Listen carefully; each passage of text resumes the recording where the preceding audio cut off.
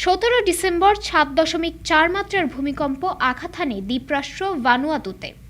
রাজধানী port villa থেকে 37 kilometre দূরে সেই ভূমিকম্পের উৎপত্তি স্থল ছিল ভূমি থেকে 6 মাইল গভীরে।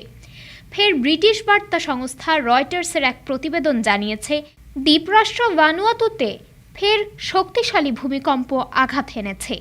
22 ডিসেম্বর 6.2 মাত্রার ভূমিকম্প অনুভূত হয় বলে জানিয়েছে জার্মান ভূতাত্ত্বিক গবেষণা কেন্দ্র। ভূতাত্ত্বিক গবেষণা কেন্দ্রটি জানিয়েছে, ভূমিকম্পের উৎপত্তিস্থল ছিল ভূমি থেকে 10 কিলোমিটার গভীরে। শক্তিশালী এই ভূমিকম্পের কারণে এখন পর্যন্ত কোনো হতাহতের তথ্য পাওয়া যায়নি। কর্তৃপক্ষ পরিস্থিতির ওপর নজর রাখছে। উল্লেখ্য, গেল 13 ডিসেম্বর এক খবরে জানা যায়, দ্বীপরাষ্ট্র ভানুয়াতুর নাগরিকত্ব নিয়েছিলেন পালিয়ে যাওয়া সাবেক স্বৈরাচার হাসিনার সাবেক অর্থমন্ত্রী লোটাস কামাল। জানা গিয়েছিল, সর্বশেষ ভূমিকম্পের সময় ভানুয়াতুর রাজধানী পোর্ট ভিলাতেই অবস্থান করছিলেন তিনি। তবে এখনও জানা যায়নি সেখানে ভয়াবহ এই ভূমিকম্পে কেমন আছেন পালিয়ে যাওয়া স্বৈরাচারের দোসর লোটাস কামাল।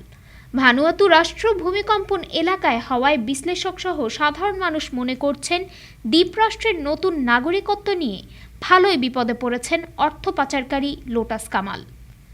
ডেস্ক রিপোর্ট, আজ বার্তা, ঢাকা।